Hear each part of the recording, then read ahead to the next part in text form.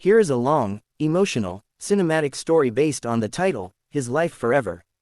Written with a strong hook, smooth pacing for a 15-minute YouTube narration, emotional depth, challenges, and an inspiring ending. No bullet points, just clean, powerful paragraphs. Glowing star story, His Life Forever. The moment the train screeched past the platform, drowning the world in metallic thunder, 16-year-old Ayan realized his life would never be the same again. 1 second earlier, his father had been standing beside him, tired, overworked, but smiling. And in the next, he was gone, swept away by the force of a tragedy Ayan could never erase from his memory. That day carved a hollow inside him, one filled with blame, fear, and guilt that clung to him like a second skin. For years after the accident, Ayan lived with a silence so heavy he forgot the sound of his own laughter. His mother worked double shifts just to keep them afloat, and Ayan, feeling responsible, abandoned everything he once dreamed of. He stopped sketching. He stopped applying for scholarships.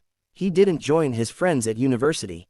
Instead, he took the first job he could get, a loading assistant at a small warehouse, believing that sacrificing his dreams was the least he could do to make up for the loss no one blamed him for but himself.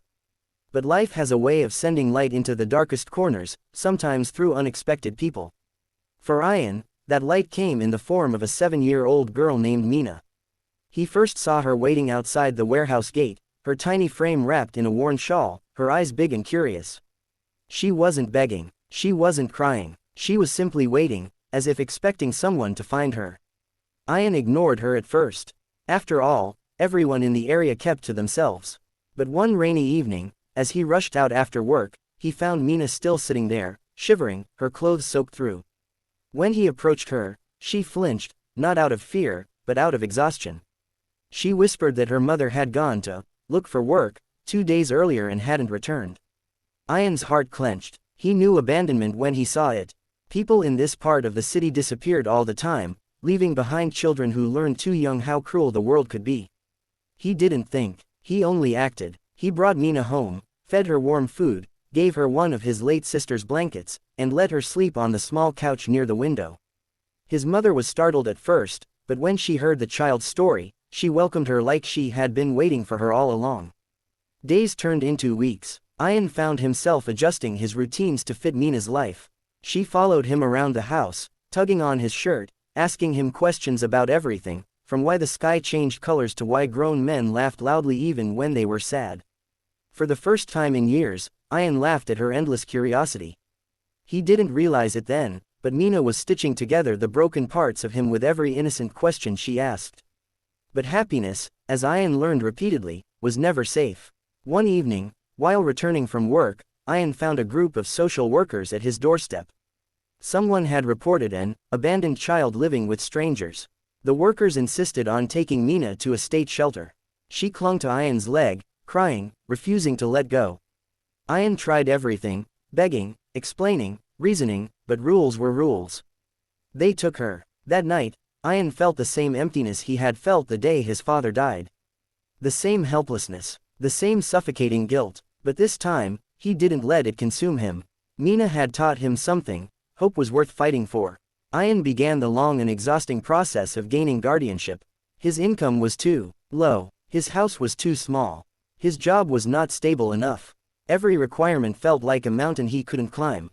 But he climbed anyway. He worked extra shifts. He saved every rupee. He took evening skill classes to qualify for a better job. His mother helped him file documents, translating forms he didn't understand, pushing him forward every time he was ready to give up.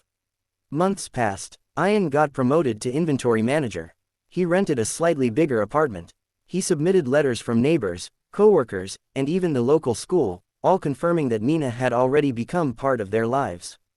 Still, the court hesitated. A single young man adopting a child wasn't common. Their doubts felt endless. Then came the day of the hearing. Mina stood in the courtroom with a tiny pink backpack Ayan had bought her on her 7th birthday. She kept glancing between him and the judge, her lips trembling. The judge asked her gently, "Why do you want him to be your guardian?" Mina wiped her tears and replied, "Because he didn't save me once. He saves me every day." Even the judge paused. That line changed everything. Ayan was granted custody. The moment Mina ran into his arms, Ayan felt something he hadn't felt since childhood: peace. It didn't erase his past, but it transformed it. For years, he had believed he destroyed people's lives. But Mina taught him he could also rebuild them. She gave him purpose. He gave her home. And together, they healed wounds neither knew how to face alone. Years later, sitting in a small living room filled with school drawings and framed certificates, Ayan looked at Mina, now a confident teenager preparing for her scholarship exams, and realized something profound. His life had been shattered by tragedy once, but it had been rebuilt by love, compassion, and courage. Not the loud kind, but the quiet courage to choose hope every single day.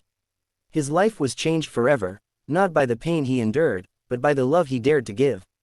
And that is the message he carried into every new chapter of their lives. No matter how broken your past is, you can still become the miracle someone else needs.